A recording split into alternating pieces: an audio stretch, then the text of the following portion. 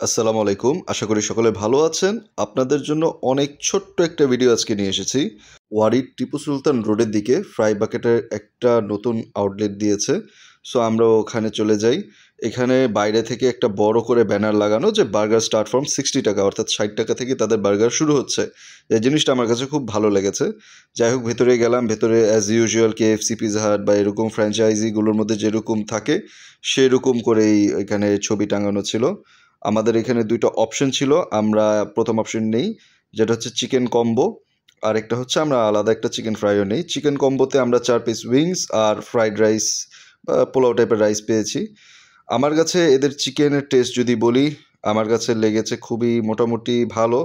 আমি বলব না এটা বেস্ট চিকেন, কিন্তু অনেক ভালো লেগেছে আমার কাছে। তার কয়েকটা কারণ হচ্ছে এই চিকেনটা কিন্তু ওয়েল সিজনড, অর্থাৎ ভেতরে কিন্তু যথেষ্ট পরিমাণে মশলা গিয়েছে। আরেকটা বিষয় হচ্ছে যে চিকেনের সাইজটা ভালো ছিল। এই চিকেন কিন্তু পার পিস আপনি মানে ৳১৫০ দিয়ে কিনতে পারবেন সেপারেটলি। একসাথে কিনলে প্রাইস কিছুটা কমে আসবে। চিকেনের কোটিংটাও ঠিক ছিল, গরম গরম খেতে পেরেছি। তার পাশাপাশি ভেতরে মশলার পোর্শনটাও ঠিক ছিল। অবশ্যই BFC লেভেলের মশলা নেই, তবে খারাপ না। সো আমি চিকেনটা রেকমেন্ড করব, যদি আপনারা এখানে যান এটা ট্রাই করতে পারেন। আর রাইসটা আমার কাছে খুবই অ্যাভারেজ লেগেছে। সিম্পল রাইস, সাদা পোলাও সিদ্ধ করলে যেরকম লাগে অনেকটা সেরকম। সো এটার সাথে রাইস মিক্স করে খেলে তাও একটু রাইসটা চলে। ওদের একটা কোরিয়ান ফ্রাইড রাইসের অপশন ছিল, কিন্তু আমরা সেটা নিই কারণ এটার সাথে যে ভেজিটেবল দেওয়ার কথা ছিল সেদিন ভেজিটেবলটা অ্যাভেলেবেল ছিল না।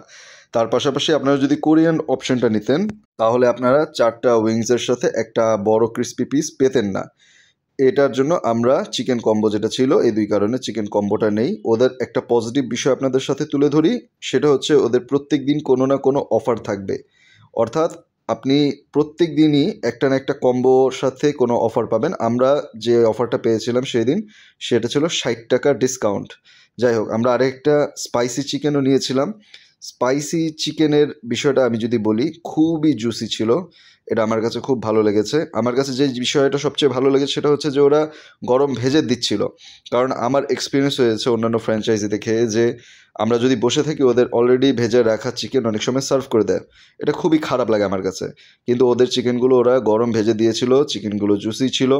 ওভারঅল আমার রেটিংস থাকবে 7.5 আউট অফ 10। আপনাদের যদি ইচ্ছা হয় অবশ্যই ওখানে যেতে পারেন। আমাদের ভিডিওতে একটু লাইক অ্যান্ড সাবস্ক্রাইব করে দিন। তার পাশাপাশি কমেন্ট করবেন যে আপনাদের ফেভারিট চিকেন ফ্র্যাঞ্চাইজি কোনটা। এতক্ষণ দেখার জন্য অনেক ধন্যবাদ।